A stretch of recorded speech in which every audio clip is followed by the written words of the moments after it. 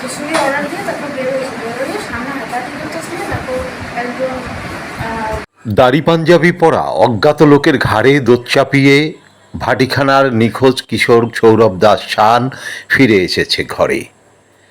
কক্সবাজার থেকে তাকে নিয়ে এসেছে কাউনিয়া থানা পুলিশ। কিশোর শান নিখোঁজ হয়েছিল 2 মে রাতে। এর একদিন আগে শুক্রবার বরিশালের ধান গবেষণা রোডের খেয়াঘাট এলাকা থেকে নিখোঁজ হয়েছিল কিশোরী মুনিয়া আক্তার। নিখোঁজের 7 দিন পর 9 মে পুলিশ বলছে তাকে পাওয়া গেছে তার মামা বাড়িতে ঢাকায়। যদিও এ বিষয়ে কিছুই জানে না মুনিয়ার এলাকাবাসী এবং তার ঘরও পাওয়া গেছে তালাবদ্ধ। সেখানে নেই তার বাবা মা ভাই বোন কেউই।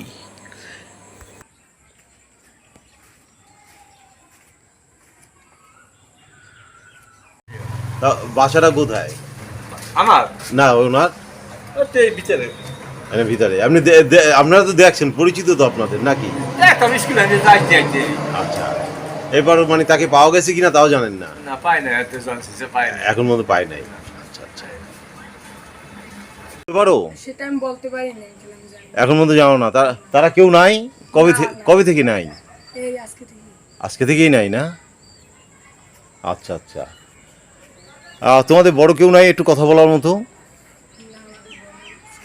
বরিশাল নগরীর 24 নং ওয়ার্ডের ধান গবেষণা কেন্দ্রের একদম শেষ মাথায় খেয়াঘাট বা ইট খোলা এলাকা। এখানেই এই কর্দমাক্ত পথ পেরিয়ে মুনিয়াদের ঘর। আশেপাশের বাসিন্দারা জানালেন ইতিপূর্বে একদল কিশোর তরুণ খুঁজে গেছে মুনিয়াদের ঘর। তাদের বাবা মা কোথায় তা কেউই জানেন না।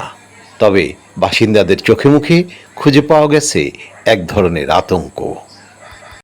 এই পথ ধরে কিছুটা ভিতরে মুনিয়াদের ঘর যখন খুঁজছিলাম তখন আপনাদের এদিকে রাস্তা নাই? রাস্তার কথা কই দেখে ভাই, এখানে দেশে মানুষ নাই, কমিশনার মরছে, সব মরছে। এখন কমিশনার কি আপনাদের? ও, তার বাসা কই?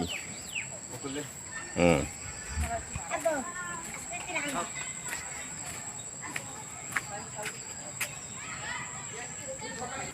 এই ঘর?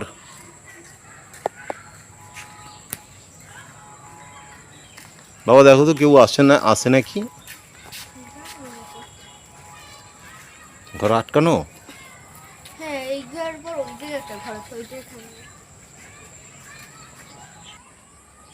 এলাকার বাসিন্দারা দুটো ঘর দেখিয়েছিলেন। দুটো ঘরই একটি তালাবদ্ধ, অন্যটি পরিত্যক্ত অবস্থায় পাওয়া গেল। ঘরের ভিতর নেই কোনো মানুষের অস্তিত্ব। মানে হারাইছে সেটা শুনেছেন? হারাইছে এটা শুনছি যে ওরা পাওয়া যাইতেছে না। আচ্ছা, এটা শুনছি যে নাই। আচ্ছা, এখন পেয়েছে কিনা এসব জানেন না? না, এটা জানি না, পায় নাই। পাইলে তো জানতাম, পায় নাই। যদিও পুলিশ বলছে তাকে মামাবাড়ি পাওয়া গেছে, কিন্তু এলাকাবাসী এই বিষয়ে কিছুই জানেন না। পাওয়া যায়নি তার বাবা মা ভাই বোনদেরও। তবে এলাকার মধ্যে এক ধরনের আতঙ্ক বিরাজ করছে।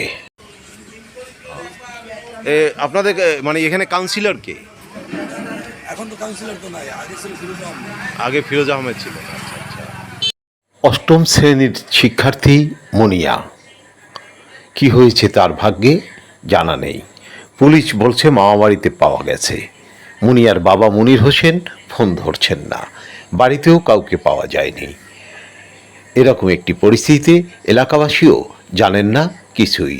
তবে তাদের দাবি সমস্ত রহস্য চাইলেই উদ্ঘাটন করতে পারে বরিশালের পুলিশ।